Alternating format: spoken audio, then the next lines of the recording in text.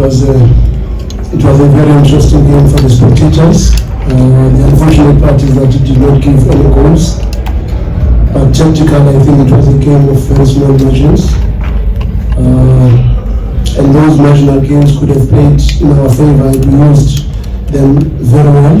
Unfortunately, not to have had shots on target. When we had those two big moments, first half with Mutau on the opposite side. The third one towards the end of half-time where he tried to put a cutback where I think had Peter made a run to the near post, maybe could have opened it home a little bit more for us. But statistically, looking at all the metrics, one thing that we really ran short of is to try and put balls on target, and also to use those small margins of cutbacks. And I know that towards the end of the second half, Peter also had a very big moment from Tebogo's ball just on the edge of the 18 area, and the same thing happened again in the last minute of the game, where I think he could have just put his body in front and made sure that he faces the goalkeeper. And another very big chance that we got first half, where Peter probably should not have even touched that ball from running, should have just allowed it to go in front of him and it goes straight to the goalkeeper. And unfortunately, all those moments came to nothing. Ball possession looking very good. I think 59% if I'm not mistaken. Number of passes, completed passes, very good. Number of box entries from our side, very good. But unfortunately, what matters most, to score goals, we did not do. But also one must give credit to Orlando Pirates. I also think they played very well. They were very smart in their approach. In possession, they would allow us to come to their half, and they are very strong in transition. They did that very well. And from build-up, they wanted to upset us a lot sometimes with a high press. But from time to time, we would come out. But I think it was a little bit smart of them to, whenever they feel they are not as balanced as they should, to maybe go to zone 2 and zone 3 and make sure that they can catch us on the counter. Second half, they killed that momentum a little bit because when Salem was no longer there, because Salem was very important for them. The passer was also very important for them, and the threat of transition only came very late again from Pule, who could have caused us problems in the far post, but I think Tapelo dealt with him very well. But otherwise, it was a very good game of football. We are looking forward to the next assignment, which I think will determine exactly who goes through. But it's interesting when two big teams play the way they played today. It's only unfortunate when they don't get to score goals. Thank you. Thank you, Coach. We'll take questions from the floor. Let's start with Lorenz here. I've noted you, Mr. Christian and Karab. Coach, Indian from Industry Times. I think Charlie, he had a really good game. 1 or 2 slip-ups here and there, which are uncharacteristic. But you guys took him off quite early than usual. Why was that? No, we just wanted to inject a little bit of intensity to improve the speed of the game, which is why if you check our stats of the second half, there was a big improvement in terms of our incision, in terms of our passing game and the number of passes, vertical passes and all that. But as you were saying, he played very well and he had very good moments in our build-up. But it was solely because we wanted to improve the intensity of the team, which is why we brought in players like Allende, players like Gaston, and we also wanted to bring Tapelo into a striking position. Unfortunately, Mutau got injured because we wanted to induce a little bit of speed in our game, which I think was working very well for us in the second half. Thank you, Coach. Mark? Coach, on how many occasions have Mamelodi Sundowns in your time had a game without any shots on target? Actually, for example, I mean, is this a rarity that we have witnessed today? It's very rare. I don't want to lie. That's why I'm saying this was a game of small margins, because if you look at the first chance by running to Peter, leaving that ball just to go through and go straight and face the goalkeeper, it's a clear chance to take a shot and score. And the same thing happens with Mutau. 2 moments in the opposite side with no one next to him, but balance both crosses over the bar. And it's a very rare scenario for us not to have shots on target when we had created so many moments that should have resulted in a shot of goal. Peter second half had 2 moments. The first one from Chapel just on the edge of the 18 area. The second one towards the end of the second half, which I think both moments were moments that needed a little bit of composure just to receive and put your ball in front of the defender and be able to terminate the attack. But very, very unfortunate for us not to have created those moments. Okay, Karabo, there's the mic. Thank you. Coach, 14th minute, 36th minute as well as the football. That's when you guys had set pieces, and there were quite long deliberations about 25-30 seconds. Was that something that Sundowns was really looking to capitalize on? Because also there was a bit of discussions in regards to set pieces when you guys had those in that minutes. Thank you. To be honest, I think our performance on set pieces today was very poor, because there are things we know about Paris defense, more especially on lateral free kicks between the last line and the goalkeeper. There is always something you can benefit there, but we did not capitalize on that. We had too many moments where I think we wasted our set pieces. All right, Temple. As coach, as you already said, it was a lovely game. Unfortunately, no goals.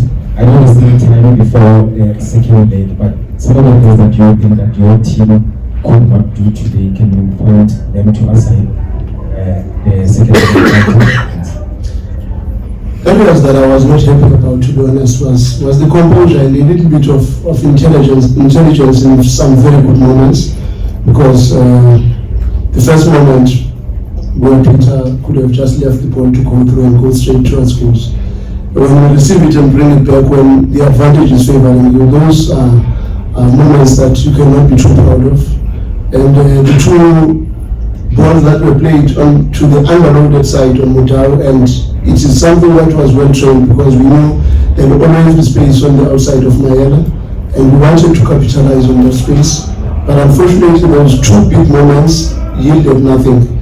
And the last one towards the end of the first half, where he was trying to play cutback, but I think Peter should have made it easier for him, because the defenders, when Peter does not run to the near post, they could not open the space for a cutback. And if Peter had run to the near post, maybe we would have touched it first, because the defenders were hanging towards covering the cutback more than their readiness to deal with a ball that could have been played in between the defense and the goalkeeper. Those were moments that I'm very unhappy about. There were other moments where when we expect him to receive and go straight towards goals, but he receives and goes backwards. And that was, for me, those were moments that I feel could have resulted into something better, in probably providing us with big chances. But those situations never yielded even a shot at goal, let alone forcing the goalkeeper to make it safe. Okay, wrapping up now, start with Vanille. I've noted you told earlier and Mazul. Coach, let's talk about, I saw some incidents today with the 4th official. I think it started when we were bringing in Alende. There seems to be issue with the plaster. What was the issue there? And I then noticed again with Erasmus and Paris could have been punished because they were in fact, they were really trying to make that change, and they were then after that the exchange between you and him, because I felt that you felt he was delaying your subs. What was his explanation? On the tapes that were on the wrist, I think the 4th official was right, because both players, Ayende and Kennedy Erasmus, had some jewelry underneath the plaster band, so those can be dangerous when you touch somebody with it. I think the 4th official got it right there. The only moments where I felt it was a little bit unfair to us, and I also think it was intentional, because he was very slow in making sure that we made that substitution when Mutau was outside. And there were 2 moments where the ball was outside, and he could have easily made us to make that substitution, but he could not. And he was busy wasting time and wanted to talk and communicate whatever that he wanted to communicate to us and we were telling him to just focus on his job of making sure that we get the players into the pitch as quickly as possible. So I think those were Okay, Tolayela. Coach, you made mention of knowing stuff about the Pirates' defense. In terms of Richard Ofori's goal kicks, they deployed 3 players whenever he kicked the ball out, and as a counter to that, you guys had 3 players on the edge of the box. Is that perhaps a tactic that you guys are using to make sure that if they are going to play for the back, you are pressurizing them at every moment?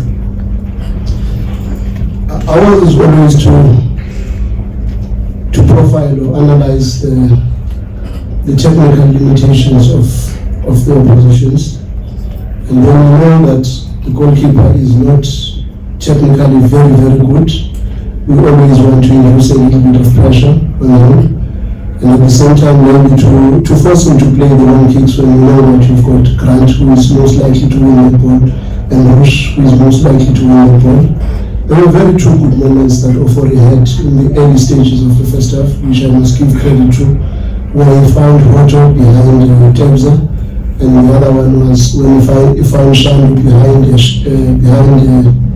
Mo, and those were very good moments, and they gave us his care, which is when we then changed and wanted our aides to confront their two defensive midfielders, which was Tim and Musele. Then we deployed him back to fullback, which we forced him to play a lot of long balls, which we benefited a lot. But I was still not happy that when we won those long balls, we would not win them and immediately want to play forward. We won those balls, but still want to play in and around their press because they still had people that were dangerous on our side. I must also say Njanja was very instrumental in some of those goal kicks because he would find a hole behind Andy either on the left or on the right, and by the time we adjust to him, he would have already received and confronted the centre backs. And to be honest, in those moments I believe they should have done a little bit better because the decisions that he would take were very good, but technically when he makes that final pass at times he would be a little bit hasty. Okay, quick one, Mazola. Coach, just on Andile and Bongani, can they play together, or would you like to see Yes, they can play together. Bongani, when we got him first from Jacks, he was playing as a 10 and as an 8. You remember I was playing with Mamelodi at Jacks. As an 8, he did very well for us, even before. And I think he still has a lot to offer in a more advanced position because he's got a goal.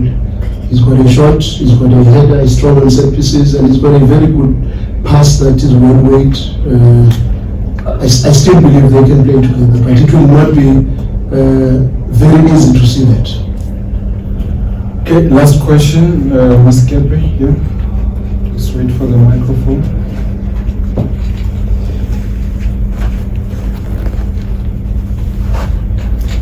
Coach, it's actually a follow-up on Mazola's question on Bongani. I mean, you said when you made that change, you wanted some incisiveness and speed and as you attack. But do you feel Zungu gave you that? And how far would you say he is in terms of his fitness and the intensity that you want in your game?